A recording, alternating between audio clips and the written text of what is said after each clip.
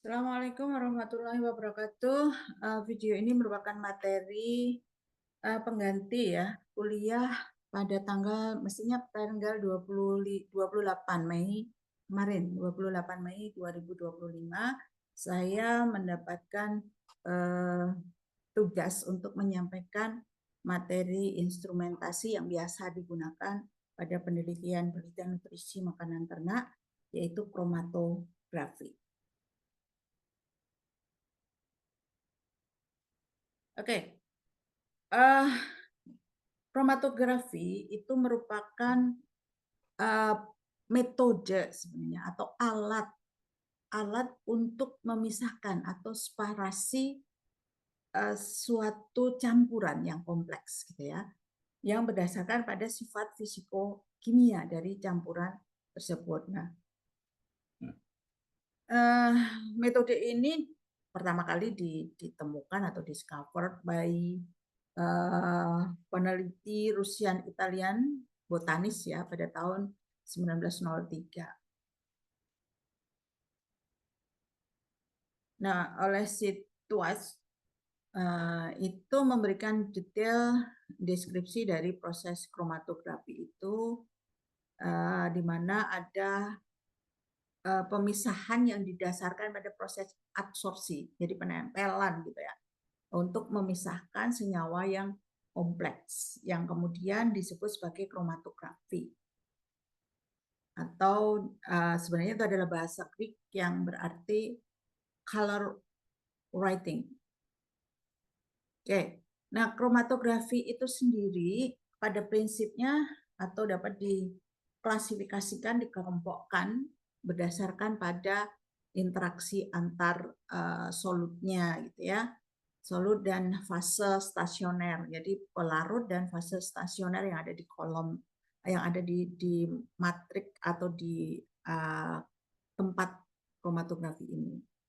Kemudian kromatografi yang didasarkan pada bed shape gitu ya, jadi kayak pack gitu ya, di packing gitu. Kemudian juga kromatografi yang didasarkan pada mobile pace-nya, fase geraknya, fase diam, fase gerak. Jadi di dalam kromatografi itu ada yang disebut fase diam dan juga fase gerak. Di fase gerak itu yang mengalir, fase diam itu biasanya yang dipakai untuk nyaring, dipakai untuk nempel gitu ya.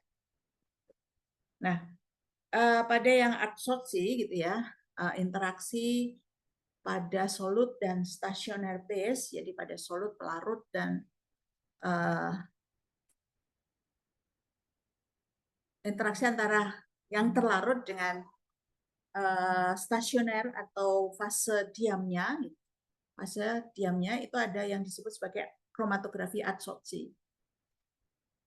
Ini mungkin yang paling tua gitu ya, kromatografi yang paling awal dulu pada saat ditemukan di tahun berapa tadi, 1903 gitu ya. Biasanya ini bisa menggunakan fase geraknya, itu bisa menggunakan liquid, cair, atau gas. Ya, yang kemudian senyawa-senyawa yang dibawa oleh mobile liquid, fase geraknya baik yang dibawa oleh cairan atau gas ini akan teradsorpsi, akan menempel pada fase diamnya. Jadi ini ada fase gerak gitu ya, bergerak membawa solut-solut ini, membawa campuran-campuran mixture senyawa-senyawa yang bercampur di sini. Nah, kemudian solut ini akan terabsorpsi di fase ini yang disebut fase diam atau stationary solid phase. Nah, ini akan tertempel di situ. Sehingga yang bisa nempel itu biasanya spesifik gitu ya, interaksi antara fase diam dan solut tertentu, sehingga ini bisa jadi solut yang lain itu akan terelusi sehingga meninggalkan meninggalkan solut yang teradsorpsi pada fase diam tersebut.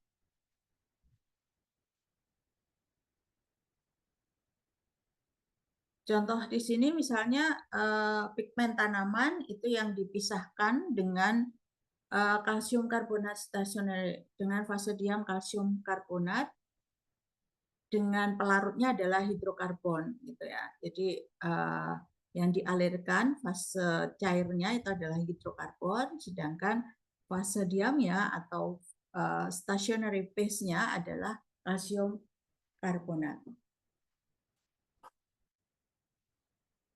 Nah, kemudian kalau kita lewatkan pada fase diam tersebut, maka solut ini akan berjalan ya, berjalan sepanjang fase diam tersebut. Terbawa oleh pelarutnya yang tadi kalau misalnya pigmen tanaman adalah hidrokarbon, larutan hidrokarbon akan terbawa, kemudian ada satu massa atau apa namanya? Equilibrium gitu ya antara absorpsi dengan permukaan dari solid dan juga solvent tersebut, kemudian soluble ini akan terabsorpsi di situ ketika melewati fase diam tersebut, sehingga akan terjadi proses. Nah, jadi interaksi antara fase diam dengan solut itu sangat tergantung dari solutnya. Fase diamnya kan sama, tetapi interaksinya dengan solut sangat tergantung dengan solutnya. Ada yang interaksinya kuat, begitu masuk ke dalam kolom atau ke dalam fase diam, dilewatkan pada fase diam, dia langsung akan terabsorpsi, akan menempel. Tapi ada yang ikatannya renggang atau kurang kuat, sehingga dia masih jalan gitu ya, masih jalan. Sampai yang terendah tingkat interaksinya dengan fase diam, sehingga nanti akan diperoleh pemisahan ya, karena tadi kan metode pemisahan kan kolom kromatografi itu, sehingga ini biasanya yang paling atas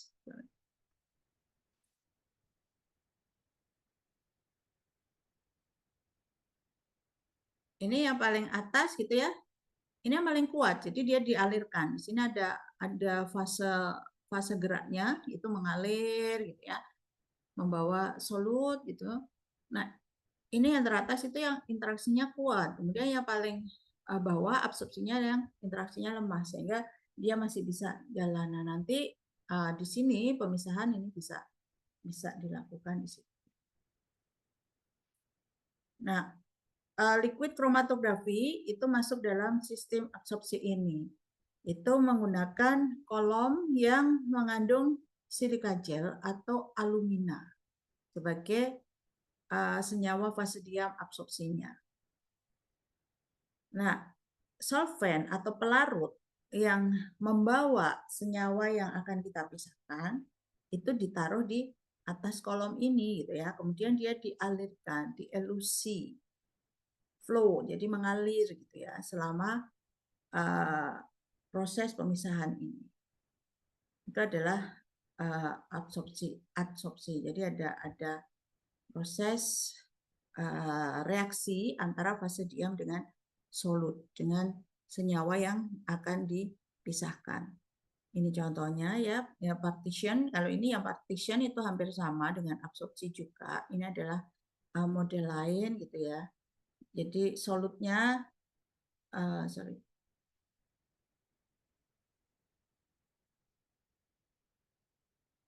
Jadi solutnya itu nempel-nempel di fase diamnya. Sehingga nanti pada saat dielusi lebih lanjut, dia akan keluar, mana yang keluar lebih cepat, kemudian ditampung, kemudian dipisah-pisah. Biasanya ada tampungan yang banyak gitu ya, ada tampungan yang banyak, sehingga kita bisa nyari. Dari tampungan itu kita bisa nyari mana sih target yang kita inginkan. Atau mungkin kalau enzim ya berarti enzim yang kita inginkan. Nah, bagaimana caranya mengetahui bahwa itu adalah enzim yang kita inginkan, yang sudah terpisah dari solut-solut yang lain gitu. Itu dengan uji aktivitas. Kalau memang itu enzim ya uji aktivitas. Kalau itu anti mikrob ya berarti uji anti mikrob gitu. Aktivitas anti mikrobanya. Oke.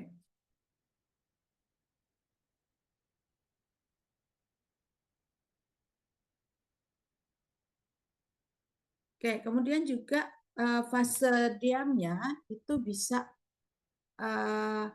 matrik atau material yang dia bermuatan, yang mengion. Gitu. Sehingga kolomnya itu disebut sebagai ion exchange chromatography.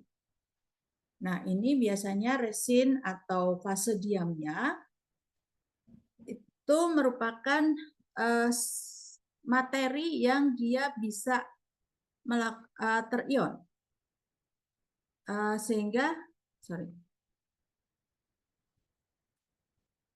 Sehingga dia bisa terjadi ikatan kovalen.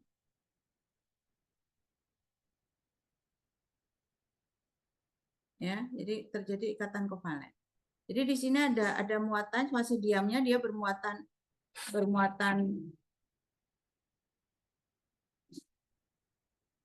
ada gangguan sebentar, ada motor lewat. Nah, saya hentikan sebentar. Oke, jadi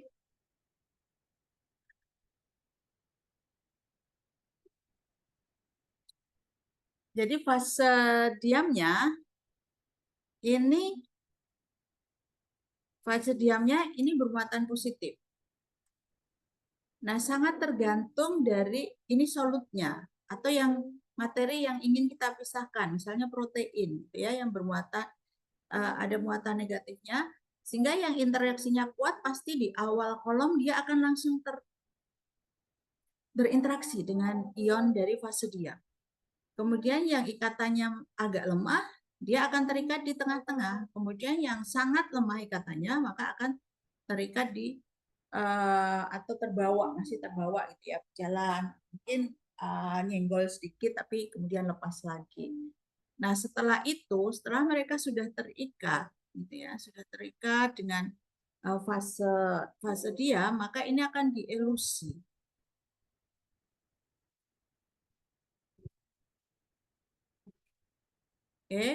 Dialiri dengan eluen.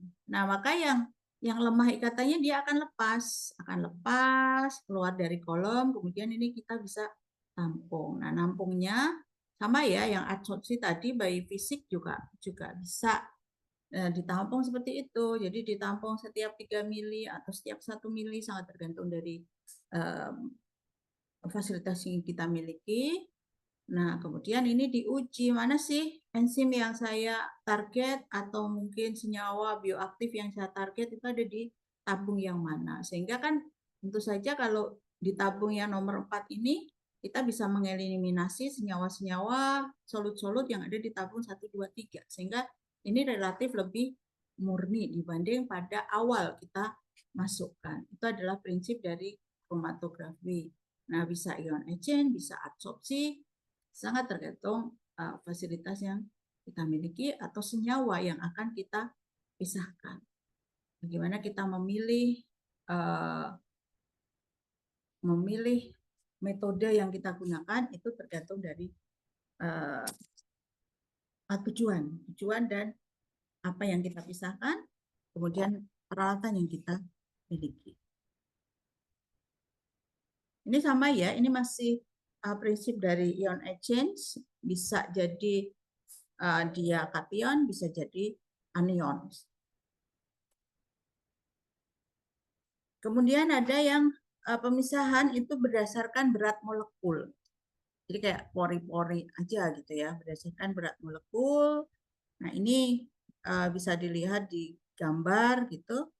Yang berat molekulnya yang berat, dia akan berjalan lebih cepat dibanding yang kecil-kecil. Awalnya ini sama, satu posisi gitu ya. Awalnya sama posisinya, kemudian kita elusi, ada pengaliran fase cair atau mungkin tergantung fase geraknya gas atau cair gitu ya. Kemudian pasti akan terjadi proses pemisahan, kemudian ditampung. Nah, kalau yang otomatis di sini ada detektor sehingga kita bisa mengukur itu. Oke, kemudian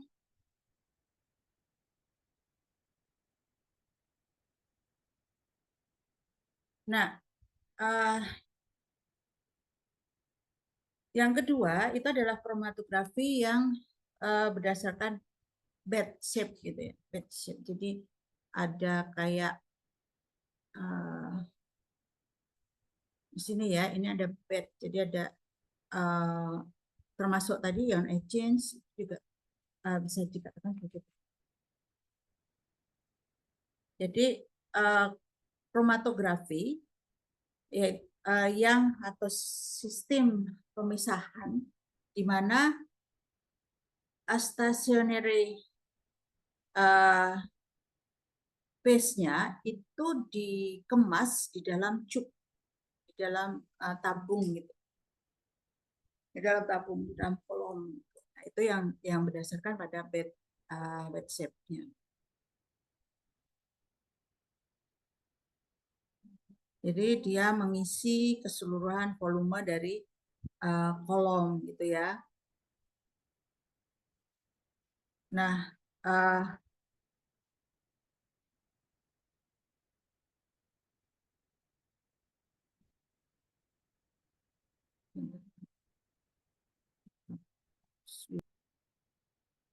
oke, jadi pada bedsheet ini itu fase diamnya itu bisa hanya di pinggir saja, dia hanya di pinggir kolom saja, atau dia full di dalam kolom tersebut. Nah, elusi itu juga menentukan apa level pemisahannya gitu ya. Semakin pelan gitu, semakin pelan atau retention time-nya semakin rendah, maka pemisahan akan lebih separasinya lebih bagus.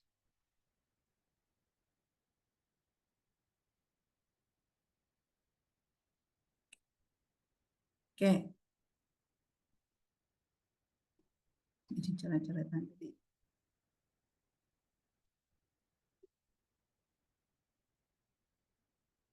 Nah, sistem bed ini sudah banyak di apa namanya dikembangkan gitu ya.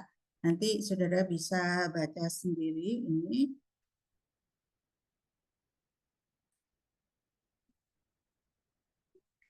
Oke, juga ada planar kromatografi. Kalau tadi yang bed shape tadi banyak sekali, nanti itu akan mendasari pada PLC, kemudian gas kromatografi gitu ya. Nah, kalau planar ini pada media datar gitu ya, media yang datar. Nah, ini fase diamnya itu ya media datarnya ini. Jadi biasanya ini berdasarkan sistem kapiler. Jadi ini media datarnya. Jadi yang dipisahkan itu ditotolkan atau dipipetkan gitu ya di media datar ini. Kemudian ini solvennya, eluennya gitu ya. Nah, nanti dengan kapilarisasi ini berjalan, ini akan membawa senyawa-senyawa yang tadi udah ditotolkan di sini misalnya, maka ini akan terpisah ke atas. Ini adalah planar kromatografi. Nah, beberapa planar kromatografi itu juga masih sering digunakan, misalnya untuk identifikasi apakah di dalam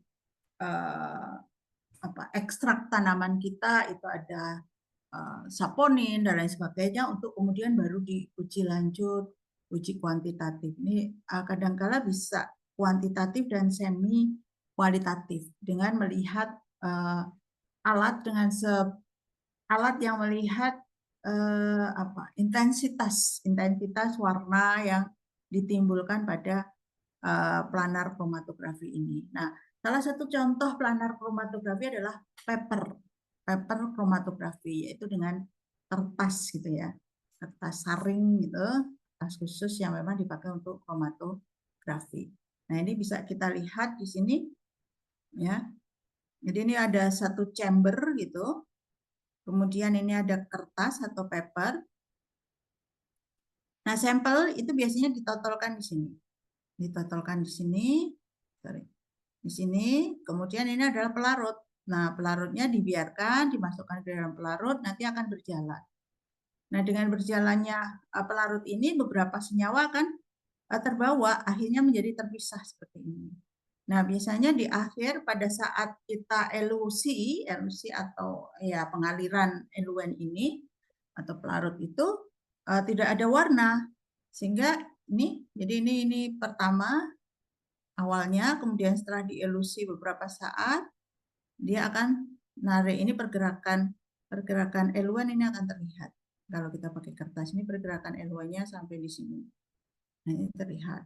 Kadang-kadang karena ini untuk sampel agar kelihatan gitu ya. Kadang-kadang ini nggak kelihatan pergerakan ini. Kita perlu menyemprot senyawa tertentu agar timbul warna. Nah, semi kuantitatif bisa kita lakukan dengan mengukur intensitas warna tersebut dengan komparasi. Kita juga bisa membuat standar di situ sehingga kita bisa mengukur kira-kira berapa sih konsentrasinya. Oke, itu paper kromatografi, kemudian sama ya ini.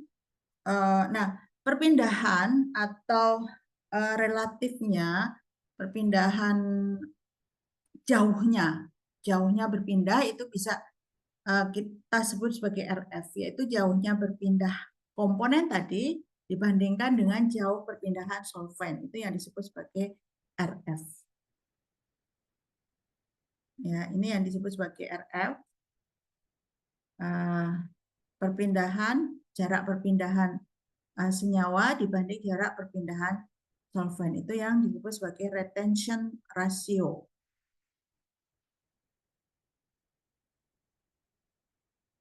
Nah, kalau proses paper kromatografi itu benar, kemudian solventnya benar, biasanya RF suatu senyawa itu sama, gitu ya. Baik itu volumenya. Jadi RF itu kan perbandingan ya. Kalau misalnya kita lama, kemudian dia naik di sini, pasti solventnya juga akan naik di sini. Sehingga satu senyawa itu biasanya memiliki RF yang spesifik gitu ya. Sehingga kita bisa oh RF-nya sekian, oh berarti ini mungkin glukosa, oh ini mungkin maltosa. Itu contoh aja, contoh penggunaan dari planar kromatografi. Sebagai contoh di sini adalah paper kromatografi. Nah, kromatografi planar atau paper ataupun nanti thin layer kromatografi itu bisa kadangkala satu titik ini belum tentu hanya satu senyawa saja, bisa jadi masih beberapa senyawa yang memiliki RF yang sama gitu. Sehingga kita bisa melakukan pemisahan kembali dengan dua dimensi kromatografi. Tadinya kan dialirkan ke sini gitu ya. Dialirkan ke sana. Nah, kemudian ini diputar gitu, putar 45 atau 90 derajat gitu ya. Yang kemudian ini jadi kayak tidur gitu ya. Nah, kemudian ini dialirkan lagi solventnya. Maka yang tadinya hanya satu ini ya, yang ini ya berarti yang ini tadi itu ternyata terdiri dari dua senyawa gitu. Yang ini hanya satu senyawa, Nah, ini adalah dua dimensi. Jadi kadangkala dua senyawa atau lebih itu memiliki RF yang sama gitu. Termasuk tadi kolom-kolom kayak kromatografi itu juga belum tentu yang keluar itu masih satu. Mungkin masih ada senyawa lagi sehingga pada proses pemurnian itu tidak cukup dengan satu metode saja. Seringkali kita harus melanjutkan dengan metode pemisahan yang lainnya. Ini thin layer kromatografi sama prinsipnya dengan tadi paper ya planar. Cuma thin layer kromatografi itu biasanya kita dipakai pakai plastik atau mungkin kaca gitu yang di atasnya dikasih lapisan tipis. Contohnya di sini adalah bisa jadi silika gitu ya. Lapisan tipisnya itu silika sebagai pengganti kayak fungsinya seperti kertas itu. Dan nanti di situ ada sistem kapiler yang membuat eluen atau pelarut itu bisa mengalir ke atas. Itu adalah thin layer kromatografi. Ini planar ya, masuk dalam kategori planar kromatografi. Nah, untuk melihat hasil pemisahan pada planar kromatografi, thin layer maupun paper tadi udah saya sampaikan bahwa bisa jadi karena disemprot warna atau senyawa itu sendiri gitu ya. Senyawa itu sendiri bisa mengeluarkan fluoresen tertentu pada penyinaran panjang gelombang tertentu mengeluarkan warna sehingga itu bisa dipakai untuk identifikasi atau juga bisa menggunakan radioaktif solut gitu ya. Radioaktif solut sehingga dengan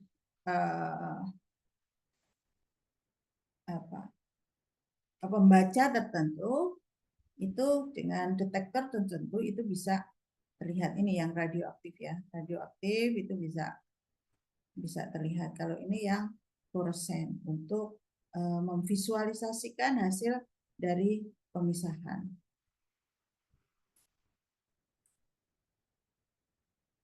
Nah, kemudian juga ada sistem berdasarkan pada state of mobile phase-nya, berdasar pada mobile phase-nya itu bentuknya apa gitu ya.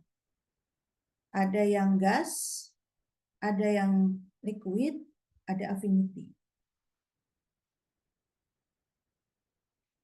Ini banyak ya, kromatografi itu kita gunakan di dunia peternakan. Misalnya kita ingin mengukur asam lemak, kemudian kita ingin melihat asam amino, kemudian fatty acid, asam lemak fatty acid ya, fatty acid, kemudian juga apalagi yang bisa metabolit gitu ya, metabolit. Nah, berdasarkan fase geraknya tadi itu ada yang berupa gas kromatografi. Jadi pada prinsipnya sampel, jadi di dalam ini kolomnya biasanya diameternya sangat kecil gitu ya, ukurannya milimeter gitu. Atau sistem kapiler gitu ya. Gas kromatografi dalam kolom yang tipikalnya itu di pack atau bed tadi ya, dalam kapiler. Jadi kecil sekali. Nah, sampel biasanya masuk ke sini, itu juga sampel biasanya sangat sedikit, 1 mikrolit. Nah, kemudian ini ada gas dialirkan. Gas dialirkan sehingga akan membawa tadi, misalnya kolom-kolom yang kita bicarakan tadi, ada fase geraknya, gasnya bergerak. Gasnya bergerak sehingga ada beberapa senyawa yang terbawa gitu ya. Bahwa kemudian akan keluar di sini, akan terdetek sehingga nanti konsentrasinya itu akan membentuk grafik seperti ini. Bisa jadi gini. Nah, luasan di bawah grafik ini, luasan ini adalah konsentrasinya. Kemudian ini adalah retention time. Kapan dia keluar, itu biasanya menandakan apa sih yang keluar pada menit pertama, apa yang keluar pada menit kedua, apa yang keluar pada menit ketiga dengan sistem gas ini, sehingga kita bisa kita bisa memisahkan dan bisa mengidentifikasi apa aja yang ada di larutan kita dan berapa jumlahnya. Nah, kalau kita menggunakan standar, jadi kita punya standar yang sudah tahu, oh konsentrasinya sekian. Misalnya kita mau menghitung VFA gitu. Kita mau menghitung VFA. Nah, ada asetat, propionat, butirat. Berarti kita punya asetat, propionat, butirat yang sudah punya konsentrasi tertentu. Kemudian kita running di dalam kolom kromatografi ini. Gas kromatografi ini, kemudian kita akan tahu asetat berapa dengan konsentrasi sekian, luas permukaannya berapa gitu, sehingga kita bisa membandingkan hasil data sampel kita luasnya berapa. Oh, kalau sekian luasnya, kalau konsentrasi sekian luasnya sekian, berarti kalau luas segini konsentrasinya segini. Itu bisa kita dengan standar, grafik standar seperti hanya spektrofotometer kemarin, jadi ada kurva standar yang kita bisa gunakan. Nah, tetapi kadang-kadang kita nggak punya standar itu. Kita bisa menggunakan relatif. Jadi di dalam di dalam sampel kita itu relatifnya VFA-nya berapa persen, kemudian butiratnya berapa persen, asetatnya berapa persen, propionatnya berapa persen. Nah, itu adalah relatif, sehingga kita bisa secara kuantitatif untuk dikalikan ke sampel yang kita kita injekkan, kita masukkan ke dalam sistem kromatografi itu, sehingga kita bisa secara kuantitatif kita menganalisis data kita, apakah treatment kita itu memberikan perubahan atau menyebabkan terjadinya perubahan pada parameter yang kita ukur. Kemudian ada liquid kromatografi, ini prinsipnya semua sama gitu ya. Jadi ada fase diam, ada matrik di situ, kemudian ada fase geraknya. Kalau yang gas tadi fase geraknya adalah gas, kalau liquid kromatografi fase geraknya adalah liquid. Semua sama prinsipnya. Jadi ada pengaliran, kemudian nanti akan ada sparasi yang terdetek pada detektor. Nah, kapan sih menggunakan gas kromatografi, kapan menggunakan liquid kromatografi, itu sangat tergantung dari sampel yang akan kita pisahkan. Kalau gas kromatografi itu harus pastikan bahwa senyawa-senyawa yang akan kita ukur itu bisa dibuat volatil, bisa dibuat larut di dalam gas atau menjadi gas gitu ya, volatil di dalam gas, sehingga kita bisa ukur di situ. VFA volatil fatty acid jelas ya volatil. Tapi ada beberapa senyawa yang dia tidak bisa volatil, tidak bisa dibuat volatil gitu. Sehingga itu harus menggunakan liquid kromatografi. Nah, yang paling banyak digunakan sekarang ini adalah high performance liquid kromatografi. Nah, ini ada kayak pump gitu ya, ada kayak dipompakan gitu, kayak dipompakan sehingga ada pressure di sini, kemudian keluarnya ada terjadi proses pemisahan. Pokoknya jalannya akan lebih cepat. Oke, kemudian ada juga affinity. Affinity kromatografi itu afinitas. Jadi ini lebih spesifik gitu ya. Nanti hasilnya akan lebih murni itu, lebih murni benar-benar hasil akhirnya itu yang menjadi target kita dengan sedikit kontaminan. Jadi prinsipnya pada afinitas kromatografi ini, jadi fase diamnya itu spesifik untuk senyawa tertentu. Kalau di sini misalnya ada campurannya segitiga, ada lingkaran, ada segi 6, ada segi 4. Nah, fase diamnya di sini adalah spesifik untuk yang segi 6. Maka yang segi 6 akan terafinitas karena punya afinitas dengan matrik, maka dia akan terikat. Sementara yang tidak punya afinitas akan terelusi, dia akan terbawa oleh pelarutnya meninggalkan kolom tersebut, sehingga tinggal tersisa solut-solut senyawa-senyawa yang memiliki afinitas dengan fase diam yang ada di kolom tersebut. Nah, akhirnya setelah semua yang lain terelusi, maka ini dielusi dengan solvent tertentu sehingga ikatan antara matrik dengan solut ini akan terlepas, sehingga ini bisa dikoleksi, sehingga ini relatif lebih murni dibanding dengan kolom-kolom yang lain tadi, karena kalau yang kolom kan masih ada yang lain masih ada di situ, sehingga masih bisa ada overlapping sedikit lah di pemisahan, tidak distinct, terpisahnya tidak jelas gitu ya, jadi masih ada overlapping.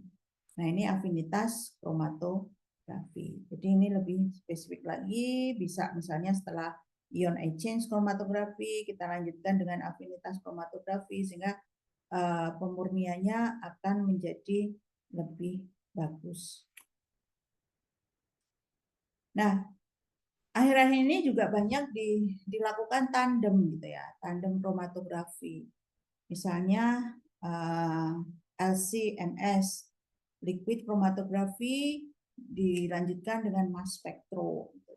Nah, ini untuk biasanya ini orang-orang yang memang ingin melihat struktur 3 dimensi dari senyawa tersebut, kemudian benar-benar memisahkan itu, tidak hanya sekedar mengukur berapa banyak sih, tapi juga akan mengkolek, kemudian akan mempelajari lebih detail dari senyawa tersebut, biasanya melakukan tandem kromatografi. Nah, kemudian ini terkait dengan HPLC, saudara, saya kira prinsipnya sudah saya sampaikan tadi. Saudara bisa membaca ini lebih detail tentang HPLC. Kemudian juga ada ultra performance LC. Nah, saya kira detail tentang HPLC ini adalah materi terakhir. Silahkan nanti dibaca sendiri. Nah, ini akan saya upload di Simaster sebagai kuliah pengganti, dan saya minta saudara untuk membuat resume, nggak usah banyak-banyak, mungkin 1 halaman atau mungkin 1 halaman ke dalam Simaster. Linknya akan saya share di Simaster nanti. Untuk itu, terima kasih. Saya akhiri. Wassalamualaikum warahmatullahi wabarakatuh.